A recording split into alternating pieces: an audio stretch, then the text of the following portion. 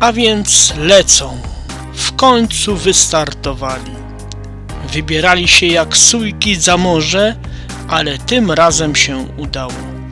Artemis II poleci w stronę Księżyca. Oczywiście zależy, kiedy tego słuchacie, więc może dla Was w tym momencie właśnie wracają albo już wrócili. Ja to nagrywam w pierwszej dobie lotu, a więc 2 kwietnia 2026 roku. Czyli z mojej perspektywy statek Orion jest obecnie na wysokiej orbicie okołoziemskiej, gdzie załoga testuje systemy statku.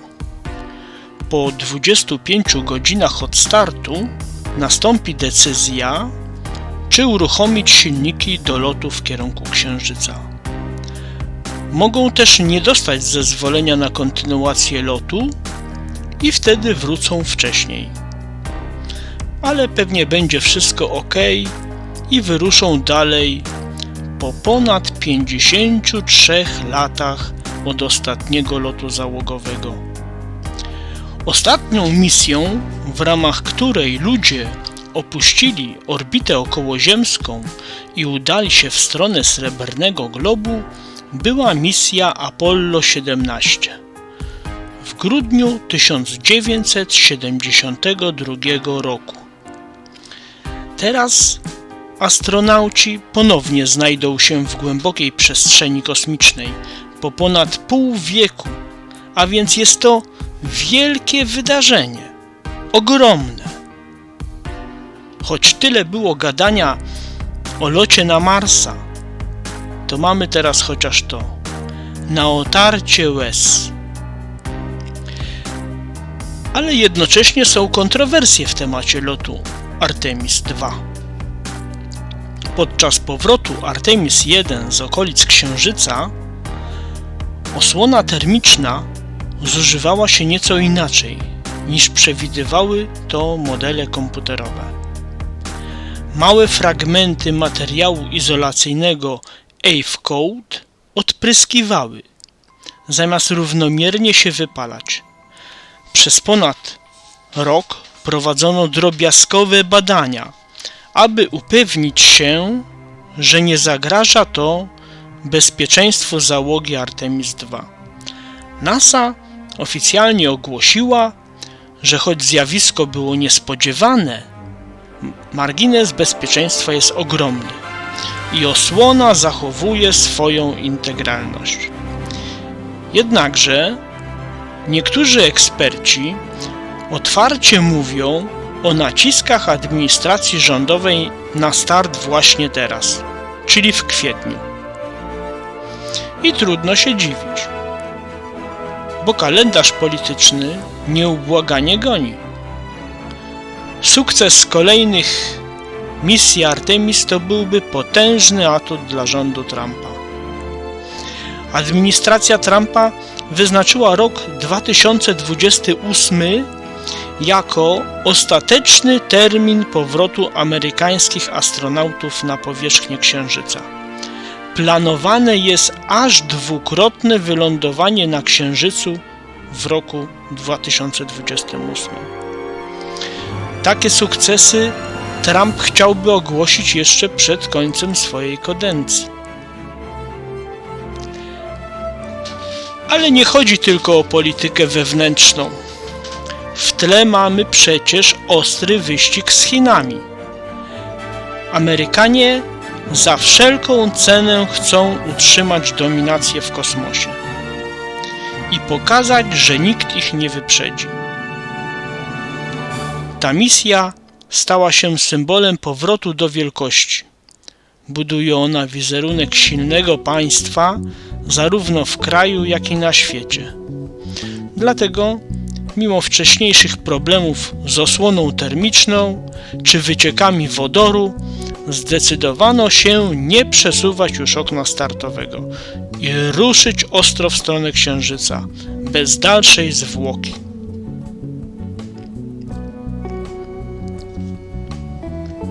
A teraz spójrzmy na trasę lotu. Jaka będzie trasa misji Artemis II.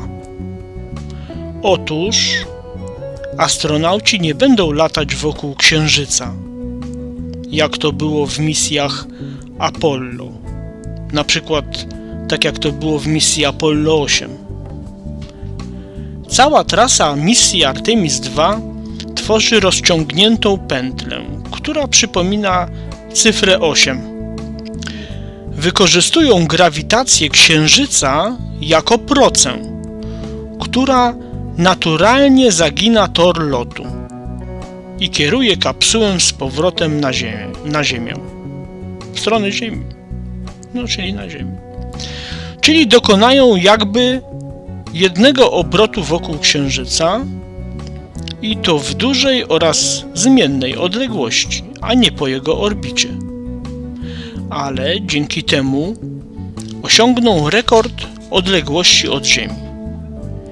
Dzięki grawitacji Księżyca statek zostanie wyrzucony dalej w przestrzeń kosmiczną. Dalej niż to było w przypadku Apollo 11 i innych misji Apollo. W najdalszym punkcie misji astronauci będą ponad 400 000 km od Ziemi. I to będzie rekord pobity. Właśnie, to jest istotne. Tymczasem spójrzmy, jak to przebiegało przeszło pół wieku temu. Program Apollo to była seria amerykańskich misji kosmicznych związanych z lotem na Księżyc. Był on realizowany przez amerykańską agencję kosmiczną NASA od roku 1961 do 1972.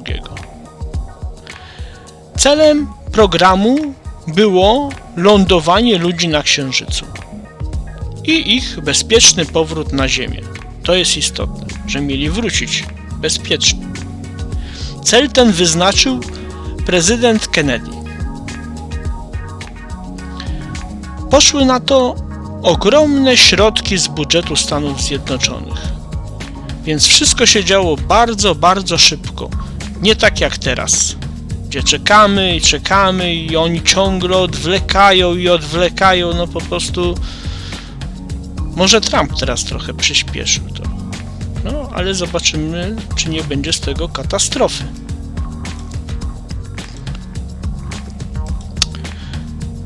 Jeszcze zanim wylądowaliśmy na Księżycu, to w grudniu 1968 roku misja kosmiczna Apollo 8 jako pierwsza załogowa misja okrążyła Księżyc. Astronauci aż 10 razy go oblecieli w ciągu 20 godzin. Czyli jedno okrążenie trwało około 2 godziny. Początkowo orbita była eliptyczna, a później stała się bardziej kołowa i przebiegała na wysokości około 130 km. W misji Artemis II będzie całkiem inaczej. Podczas swojego najbliższego przelotu statek Orion z załogą zbliży się do powierzchni Księżyca na odległość 7400 km. Czyli będzie bardzo daleko od Księżyca. Nie tak jak było w Apollo. Następnie, wykorzystując jego grawitację, odskoczy dalej w przestrzeń, osiągając rekordowy dystans ponad 400 000 km od Ziemi. Czyli teraz będzie to całkiem inna trasa. Jak już mówiłem, teraz to będzie proca grawitacyjna. Ale wracamy do Apollo.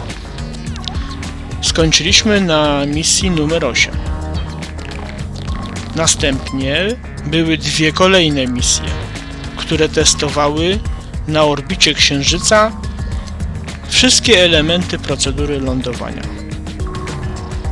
A już w lipcu 1969 roku załoga Apollo 11 dotknęła powierzchni Srebrnego Globu.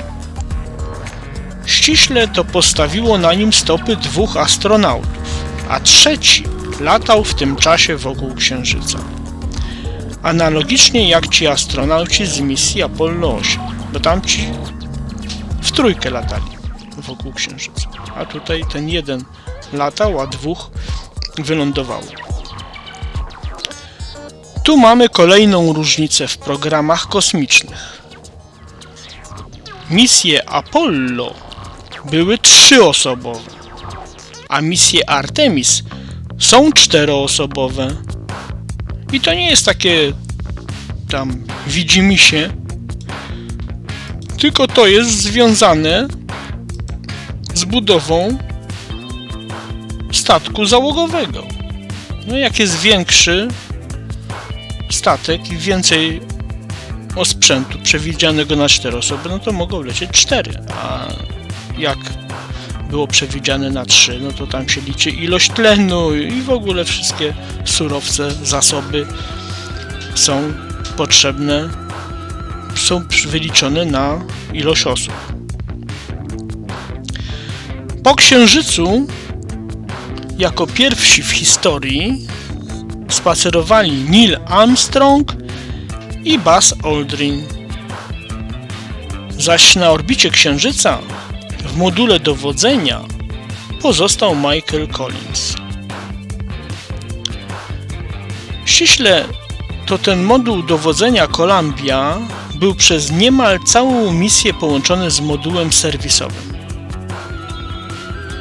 To były 2 elementy i te 2 elementy tworzyły jedną część i rozdzielały się dopiero przed wejściem w ziemską atmosferę w drodze powrotnej, tuż przed wodowaniem. A więc za każdym razem, gdy jest mowa o Columbii, to należy pamiętać, że był on połączony z modułem serwisowym, za wyjątkiem końcówki misji. Podsumowując, pod określeniem moduł dowodzenia Columbia zazwyczaj kryją się 2 połączone moduły, ale dla uproszczenia tak je nazywamy, gdyż w module dowodzenia Columbia przebywali astronauci, więc był ważniejszy. Częściej się o nim mówi. A w module serwisowym zawierającym aparaturę i surowce i zasoby, czyli tlen i tak dalej, wodę, paliwo, była tam próżnia, więc pełnił on funkcję technicznego zaplecza, choć niezbędną funkcję. Bez modułu tego serwisowego nie byłoby wyprawy, byłaby niemożliwa. Cała misja Apollo 11 trwała trochę ponad 8 dni. Podróż do Księżyca trwała około 3 dni. Następnie w obszarze Księżyca spędzili 2 doby, czyli już mamy 5. Ale bezpośrednio na powierzchni Księżyca byli lądownikiem prawie 1 ziemską dobę, a dokładnie 21,5 godziny. Ale nie, że oni tyle spacerowali, nie. Sam spacer trwał 2,5 godziny. No, musieli się ubrać w te skafandry, potem przygotować do startu, no więc to wszystko, a nawet się mieli zdrzemnąć. Ale się nie zdrzemnęli, bo tak byli nabuzowani energetycznie. Potem górną częścią lądownika wystartowali. Górną, to jest ważne. I połączyli się z modułem dowodzenia Columbia. A na koniec wracali na Ziemię też około 3 doby. I tu również widać różnicę. Misja Artemis II potrwa 10 dni, podczas gdy wyprawa Apollo 11 zajęła nieco ponad 8 dni. Na zakończenie wyprawy moduł dowodzenia Columbia wodował szczęśliwie na Pacyfiku, zaś moduł serwisowy został 15 minut wcześniej odrzucony i spłonął w ziemskiej atmosferze. Zobaczcie, drodzy Państwo, jak to wszystko było misternie zaplanowane. Oto najciekawsze elementy tego planu.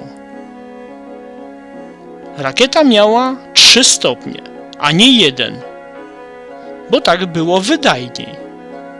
A może nawet było to jedyne możliwe rozwiązanie. Potem była skomplikowana operacja wyciągania lądownika, co za chwilę Wam opiszę w szczegółach. To będzie bardzo interesujące. Na Księżycu lądowały 2 części, a 2 były na orbicie Księżyca. 2 części, 2 moduły, można powiedzieć. Ponadto na Księżycu trzeba było znaleźć płaskie miejsce do lądowania. Inaczej groziła totalna katastrofa. Mówiąc delikatnie, żeby nie używać słów podobno niemile widzianych przez to medium. Następnie start z Księżyca był realizowany jedynie górną częścią kompletu lądującego, a dolna część została na Księżycu na zawsze i można ją oglądać na zdjęciach satelitarnych z chińskich i amerykańskich sond. No i jak już się wzniosła ta górna część, to ona się na orbicie Księżyca połączyła z modułem dowodzenia, tym dwuelementowym. Nieźle, prawda? Zawsze jestem w szoku, gdy o tym wszystkim myślę. To jest naprawdę niesamowite i fascynujące. I z ilu cała misja się składała elementów, wystarczy, że jedna rzecz by nie zatrybiła i by była klęska tak zwana. W ogóle to był to po prostu prawdziwy cud, że ci astronauci misji Apollo 11 nie zginęli w trakcie misji na Księżyc, bo szanse przeżycia były oceniane na 50%. Taki sukces mogli osiągnąć tylko Amerykanie. Wolny kraj, którego nie wszyscy lubią. Ale wyszło czarne na białym, że komuniści nie mieli z nimi żadnych szans.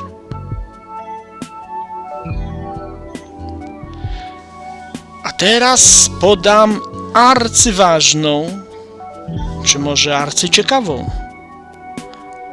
po prostu ciekawostkę. Te informacje znają nieliczne osoby w Polsce, może jacyś specjaliści. Rakieta Saturn w misjach Apollo miała 3 stopnie. 3 stopnie, czyli 3 części rakiety. 3. stopień rakiety Saturn 5, bo tak miała nazwę ta rakieta, Saturn 5, opuszczał orbitę okołoziemską. Czyli tamte się spaliły w atmosferze, a ten poleciał w dalszą drogę. Ten ostatni, najmniejszy. Docelowo, po odłączeniu się od niego statku załogowego z astronautami, 3. stopień miał być skierowany na orbitę heliocentryczną. To jest takie astronomiczne określenie, czyli wokół Słońca. No i o tym powiem na samym końcu tej ciekawej opowieści. Bo najpierw się wydarzyły inne etapy. Zanim wysłano ten 3. stopień w kierunku Słońca, to trzeba było dokończyć wszystkie sprawy. Czyli skonfigurować pojazd załogowy do dalszego lotu i oddzielić się ostatecznie od tego stopnia rakiety. To była bardzo skomplikowana operacja. Zobaczcie, jak to było misternie zaplanowane. Działo się to w pobliżu Ziemi. Po 1/16 trasy na Księżyc. Najpierw statek Columbia wraz z modułem serwisowym oddzielił się od 3. stopnia rakiety. Bo te 2 moduły to był komplet.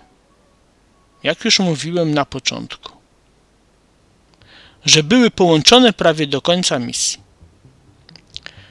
Lądownik księżycowy znajdował się wewnątrz szczytowej części tego 3. stopnia rakiety, zwanej adapterem. Był on przykryty 4 panelami, ten lądownik. Te 4 panele to były elementy konstrukcyjne adaptera i lądownik był w tym adapterze. Każdy z 4 paneli miał długość około 6 metrów. To tak dla wyobrażenia sobie tego wszystkiego. Podam. I te panele musiały być odrzucone pirotechnicznie i sprężynowo, aby umożliwić dostęp do lądownika. A więc, gdy one zostały odrzucone na boki, to poleciały w przestrzeń kosmiczną. I tak sobie leciały i leciały z prędkością 2,5 metra na sekundę, jak pamiętam. Cały czas się oddalając od reszty. Czyli od rakiety i statku kosmicznego. Panele sobie poleciały w kosmos. W tym momencie oddalały się prostopadle do lotu statku astronautów. No bo mówimy o oddalaniu. One też leciały wraz, miały tą prędkość początkową nadaną zgodną z prędkością rakiety. To było złożenie jakby wektorów. Ale się oddalały prostopadle do lotu statku astronautów oraz rakiety z adapterem i lądownikiem. Dlatego nie mogły być one potem obserwowane przez astronautów przez szybę pojazdu. A NASA wmawiała wszystkim kit, że jeden z tych paneli leciał aż do Księżyca, równo ze statkiem Apollo. I ludzie uwierzyli w te bójdy na resorach. Naprawdę, śmiech mnie za każdym razem, jak o tym mówię, to się śmieję, no bo po prostu to jest śmieszne. Lecz ja to wszystko wyjaśniam w innym odcinku. Te szczegóły tych fejków NASA oraz ich obalenie przez moją skromną osobę. Załóżmy, że jestem skromny, chociaż nie wszyscy się z tym zgadzają. Możecie się dowiedzieć o tym wszystkim w nagraniu H20. Ale wracamy teraz do wyciągania lądownika. To było takie przypomnienie, że można sobie poszerzyć wiedzę, bo naprawdę to jest bardzo ciekawe, pasjonujące. Wracamy do wyciągania lądownika. Po odrzuceniu paneli moduł dowodzenia Columbia się obrócił, aby wyciągnąć lądownik księżycowy z ostatniego stopnia rakiety. W kolejnym kroku Columbia wbiła się nosem, nazwijmy to nosem, czyli przód tego modułu, wzbiła się nosem, no bo tam miała taki szpikulec, jak to, żeby się połączyć, prawda? Razem z przejścia, no bo potem musieli przejść do tego pojazdu lądującego, więc ten nos był dość szeroki. Więc wbiła się nosem w lądownik księżycowy Eagle, czyli orzeł. To pamiętacie to słynne hasło orzeł wylądował. No to właśnie to jest ten Eagle. U nas się tłumaczy orzeł. Czyli wbiła się nosem w lądownik księżycowy, który wciąż siedział w tej rakiecie, czyli w adapterze. Następnie Michael Collins wyciągnął lądownik z ostatniego stopnia rakiety, czyli po prostu manewrował pojazdem, statkiem kosmicznym, żeby wyciągnąć. I po czym Apollo 11 za pomocą silniczków sterujących oddalił się od tego segmentu rakiety, już pustego. Czyli panele poleciały, lądownik wyjęty i została sama rakieta z resztkami paliwa, która miała być wysłana na orbitę wokół Słońca. Jak on manewrował tymi silniczkami, to technicznie te silniczki znajdowały się na obudowie modułu serwisowego. A Michael sterował nimi z kabiny modułu dowodzenia, no bo mówiłem, że te dwa moduły były połączone, prawda? Tylko astronauci przebywali w module dowodzenia, a w module serwisowym była próżnia, bo tam były osprzęty. Nie było połączenia dla astronautów, przejścia. Tylko kable były. Kable i rury. No więc on za pomocą tych silniczków oddalił się od segmentu rakiety. Celem manewru było odlecieć na bezpieczną odległość od rakiety, aby uniknąć kolizji z nią podczas obracania całego zestawu. A dlaczego musieli się obrócić? No bo byli tyłem do Księżyca. Prawda?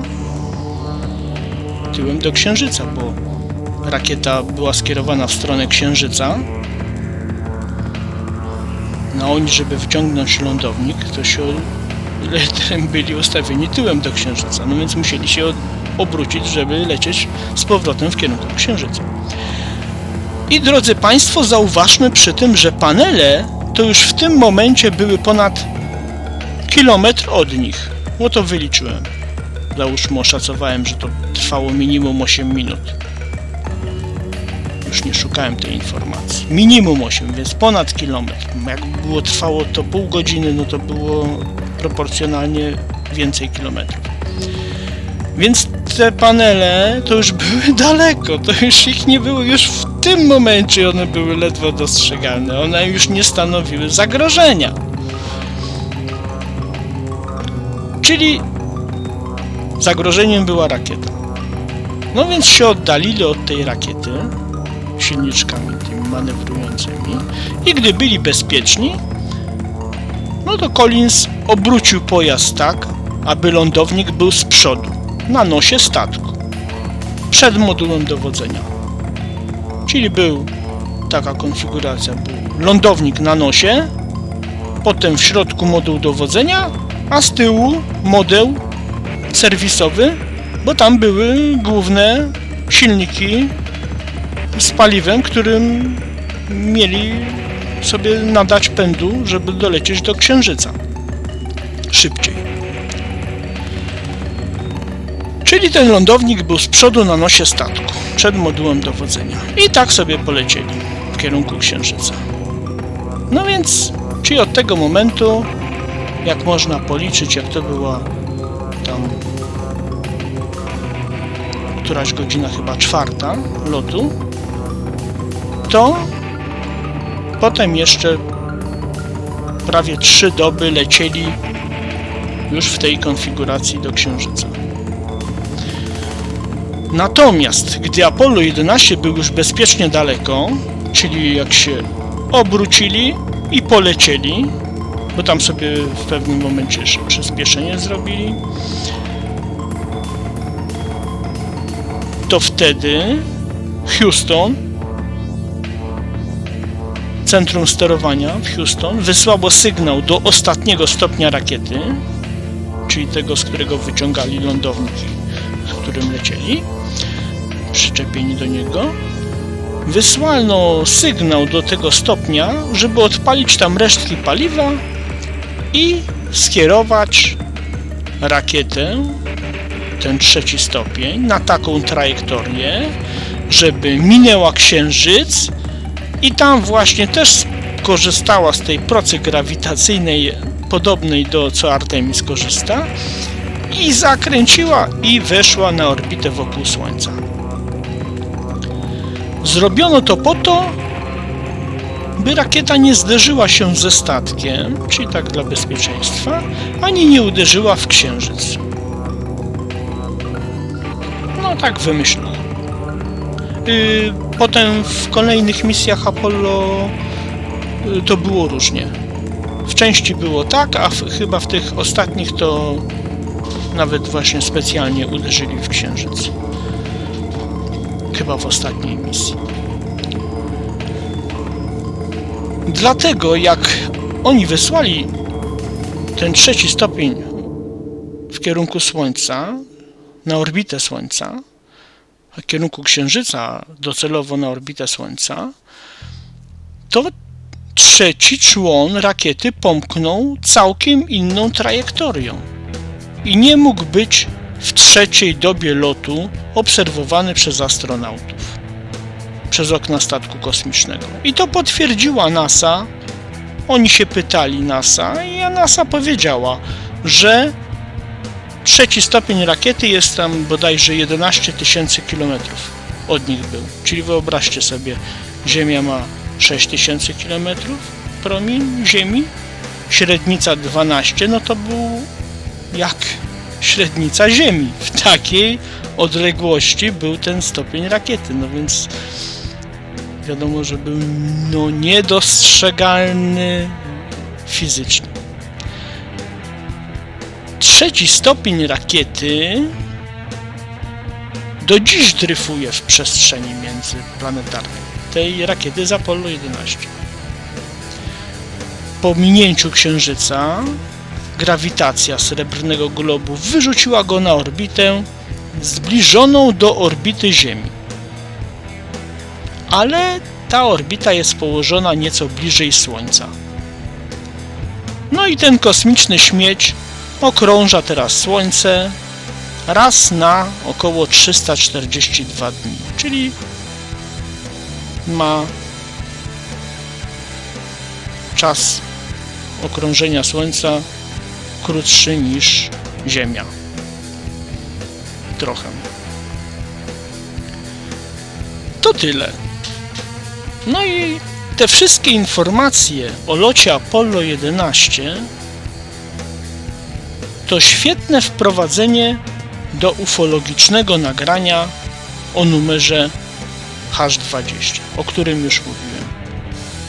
W nim analizuję obserwacje pojazdu kosmitów przez załogę Apollo 11 w drodze na Księżyc. No i przy okazji w tym nagraniu wyjaśniłem w sposób nieufologiczny zagadnienie tego, że rakieta nie była obserwowana na 100%. To jest wyjaśnienie dla sceptyków z różnych forów, którzy wątpią, co? Nie wiadomo, co oni tam widzieli. Nie ma innego wyjścia. Tylko eliminujemy. Rakieta to nie była i panele nie mogły być. Udowadniam to w nagraniu H20. Tutaj wstępnie to przedstawiłem nieufologicznie, więc nie mogli nic innego widzieć. Nie mogło nic wtedy lecieć równolegle do Apollo 11, razem z nimi. To jest po prostu niemożliwe. Nie ma czegoś takiego, że coś sobie lata w kosmosie od po prostu i sceptycy będą mówić, no coś tam było, tylko my jeszcze nie wiemy, co to mogło być. Nie, coś takiego nie istnieje. Nie istnieje. Jak Sherlock Holmes robimy, eliminujemy to, co jest możliwe. Jeżeli wyeliminowaliśmy to, co jest w ogóle możliwe, to zostają nam te rzeczy, które się ludziom wydają niemożliwe.